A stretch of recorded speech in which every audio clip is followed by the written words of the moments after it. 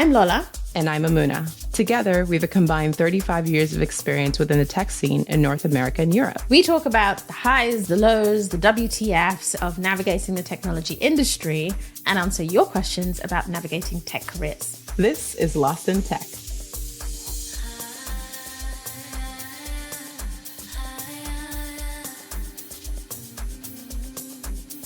Okay, so this one's a fun one. I heard it in the news and I was like, oh yeah, I want to talk about this. This will be good. Okay. So to give some context.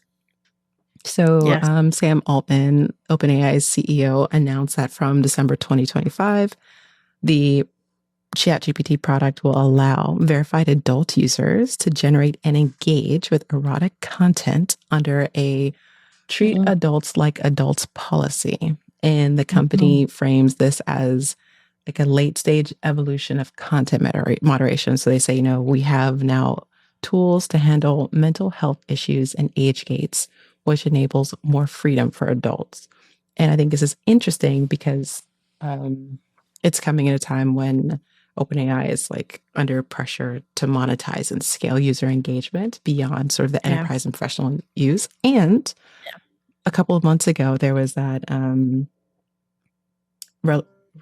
revelation that people were using GPT for relationships, right? For therapy and relationships. Yes. Yeah. And the thought, I think, from Solomon, I don't have the quote, but he was saying like they'll look at it more closely. This was new to them. They didn't realize this was to be the case. Go. So I have many thoughts on this. I'm going to try and structure them so that it's sensible. I don't think this is that novel in that, if I'm honest, I suspect a whole bunch of people are doing this already.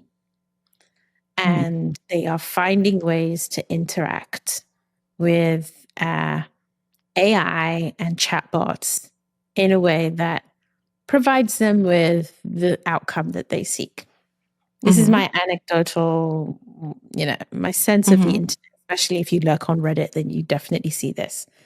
I do think the US has gone towards, and actually the UK has recently done this as well. And I feel like there are conflations of issues today that are taking us back to, like, I say back, not necessarily back, but like they're almost like this, like overly Protestant conservative thing where, like, if we pretend sex doesn't exist, then we get to protect our children and everybody's safe and the world is better. And it's like, this is literally anti-human, right? In that our brain, we call it, like, what is it? The pituitary, is it the pituitary? There's a particular gland, they call it the old brain. It only cares about three things. Okay. If it comes across something, it's like, can I eat it? Will it kill me? And then, can I have sex with it? And that is like, it's before we do any kind of intelligence and processing, it's what we see animals do. It is innate to human nature. Now, that is a thing that is distinct from, are there safety issues inherent in providing access to certain types of content on the internet? I believe there are. And I think we also have the tech. I kind of side with Sam Altman on this, in that I think we have enough tech available to address the safety issues.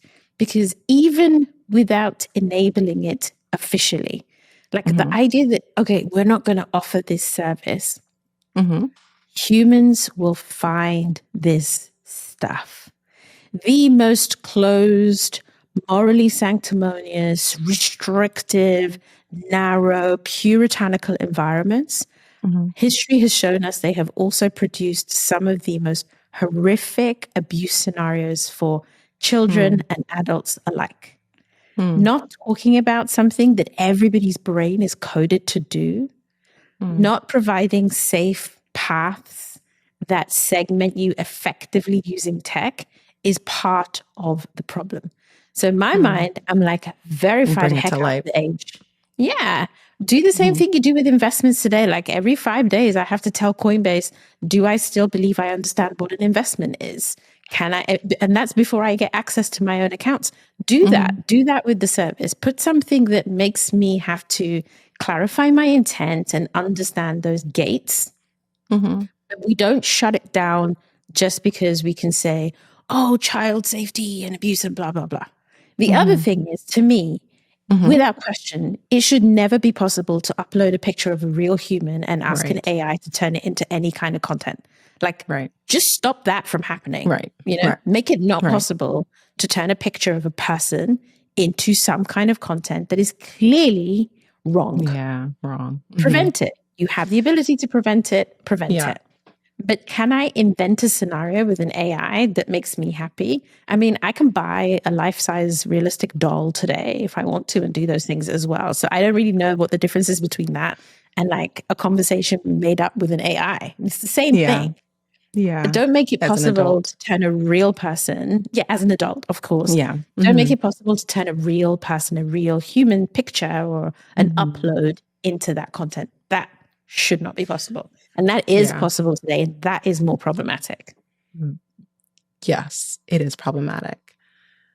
So let's in your mind, I was thinking about when the announcement was made, what does that signal to you? Or maybe I'll start with like what it signaled to me in terms of like its pivot for ChatGPT. So initially when I think about ChatGPT, it's like more about like productivity, knowledge assistant, and it's now shifting to like emotional, relationship-oriented use potentially for some of the users.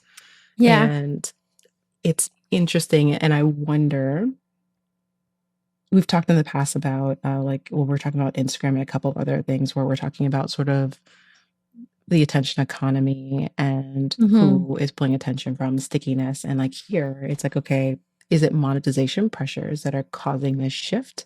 Because adult content equals high engagement, subscription stickiness. And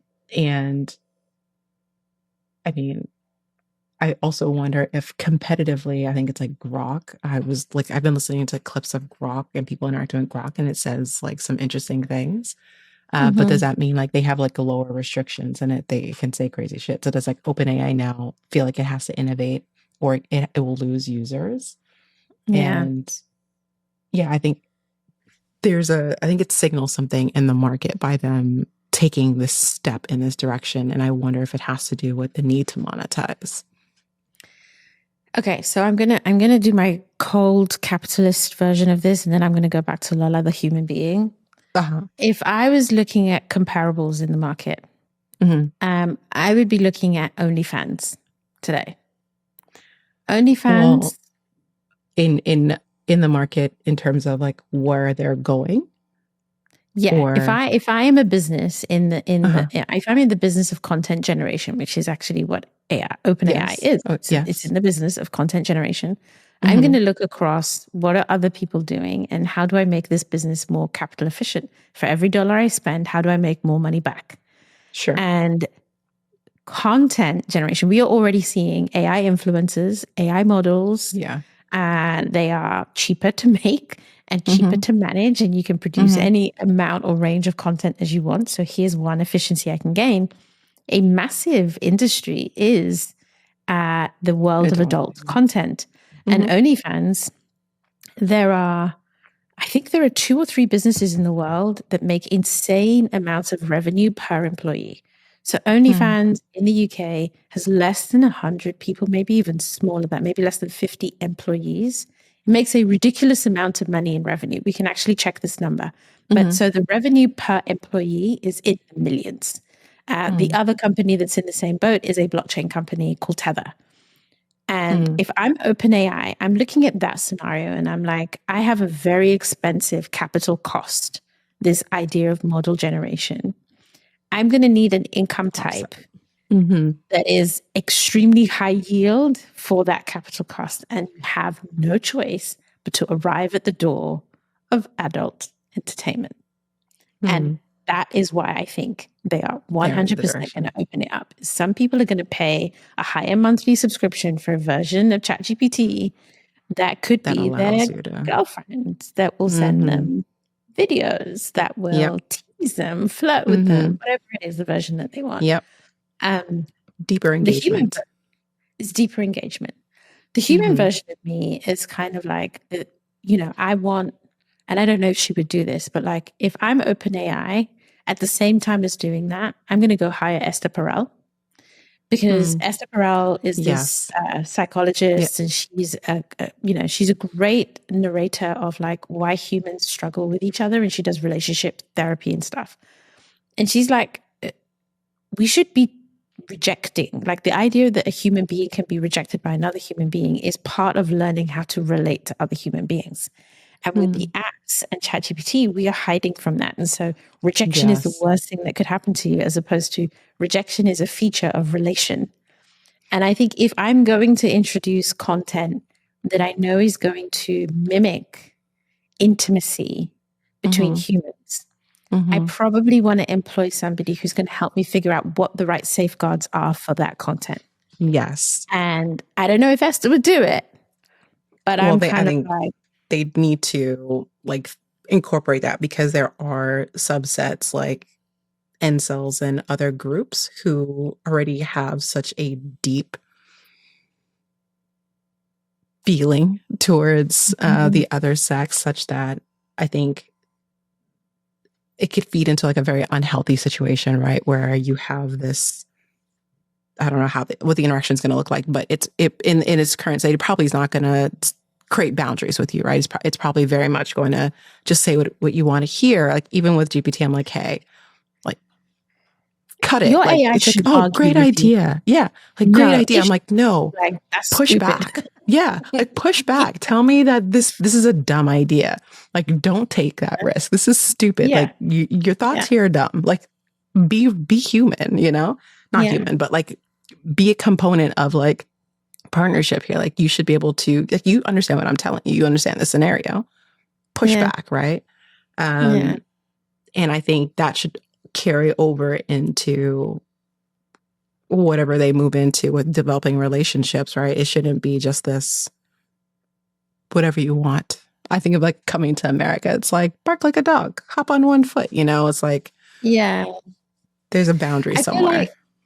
But then there's a potential that, OpenAI could become the best dating app in the world if you created a scenario where, let's take incels. What if ChatGPT could be the training simulator for learning to speak to women in a way that is respectful and genuine and honest?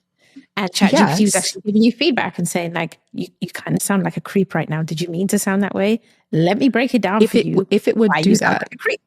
But to me, that's where if you bring in, there's opportunity, relational experts, you also create those opportunities, because it could be like a safe mode. It's like if you are engaging with the intimate tools in OpenAI, there are limits on how many hours of direct relationship you can have with this simulation of a human if you do not have this mode on. And this mode prevents you from combining things that are negative, like always on sexual content, always on yes girling. I mean, I think you should probably have that from, like, I don't know if that's a mode that you should have. I don't know if that should be a mode you could turn on and off personally, because I think sometimes people need help. It should be there, right? If you're just always on. Yeah. Like there's some things there, and there should be safety guards to say like, hey, this person has been in this mode for the past week. Like maybe we should start to have I don't know what you want to call it, but the bot or whatever, like start to introduce like some safeties. Yeah. Like, oh, why don't we go for a walk? Like, why don't we get out of the house? I want to believe that these things are going to be true. I remember when we talked about like people falling in love with their AI chatbots and stuff like that. And there was that New York Times did an article with a woman who basically had a boyfriend that was ChatGPT. Yeah. There are features that have been introduced since that I'm like, actually make that situation worse. Like you now have longer memory and history with your interactions with the chatbot.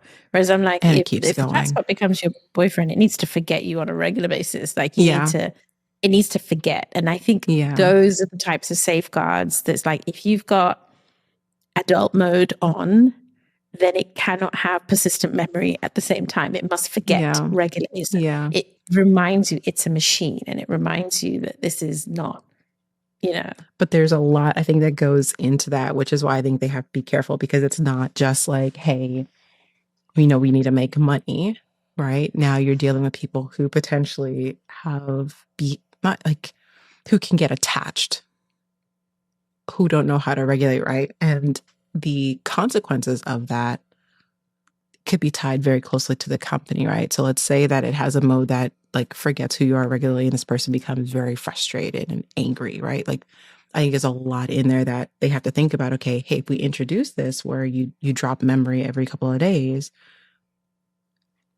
what's the worst case? And then how do we work our way up from that? I think you have to think about like the implications, because you are introducing a lot of risk going down this space. But this is where I get into that slope is slippery and steep. Oh yeah, because definitely. then it starts to be like, where does personal responsibility exist? If you are frustrated with your chatbot and you leave your house and you go do some violent stuff, that the bot? Is that you? At which point are there varying accountabilities? And if the thing that made you frustrated was a safeguard, are we still blaming it? I think that's why I say you have to think about like the worst case and then incorporate that into your experience somehow, right? So there have to be like liability. You have to like sign off and say, hey, I understand what I'm getting into. These are the safeguards. Like, I think that OpenAI just opens up a can of worms. And so for themselves, they have to think about the risk there and how they're going to either acknowledge it up front or they're going to incorporate it into their experience. Yeah, I completely agree that it is a scary, hairy world. And I was like, I think for me, the number one thing that I would like to see ChatGPT employ, OpenAI employ, is the latest version of tech to manage age gating and vulnerable adults. Yeah. Like, you can verify age, like all the current techniques of please enter your date of birth to prove that you're over 18 to go to like an alcohol website. That is some rubbish. That doesn't work. It doesn't work.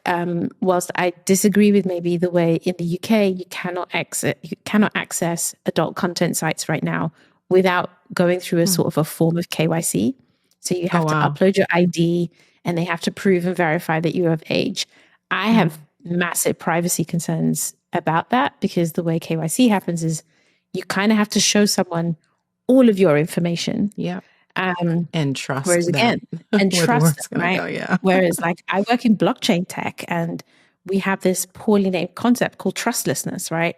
If I need you to be over 21, I can verify 100% that you are over 21, but I do not need to take a copy of your ID, print it out and keep it in a filing cabinet anywhere. And if the tech and the actual regulators and the people who care about this kind of bring the best of it to bear, then I think adults be adulting and it's hard to slow things down and whatever. The age stuff is the one that for me is like, that needs to be impenetrable. Yeah, crisp. And like every single time, if you have adult mode on, you are not allowed to turn off biometrics. Your kid can't pick up your phone and accidentally start chatting with your bot. No, that is not an option. It must facial recognition you every single time. It must thumbprint recognition you every single time. It must have all of those protections in place.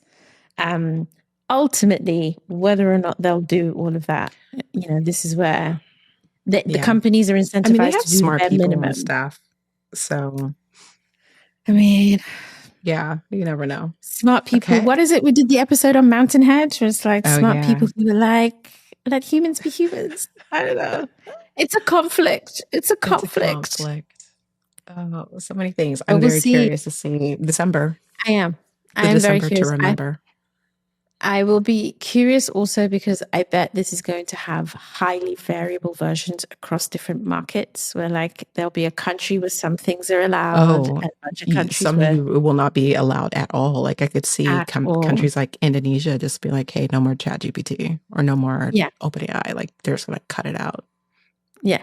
Although I'll leave with one final thing, which is more about like the human condition on this stuff, which is I think there has always been a slightly different mindset towards adult bodies and content and activities in Europe to, say, even in the UK or like North America or highly religious societies like Indonesia. And like if you, for example, if you go to a beach in Spain or France, women are topless, it is not sexual. Yeah. Right. Even in Egypt. Or if you are in the Netherlands where prostitution is legal to a certain extent, people aren't freaking out every 2 minutes about this. And they almost have like culturally consenting adult modes. And there's a difference between like a body and a point at which certain activities are initiated. And I think that nuance gets missed a lot, where suddenly just being human is sexualized in very puritanical ways. And I worry that that's the backlash against what ChatGPT's OpenAI could do here will result in that version of things, which I think fundamentally misses the point.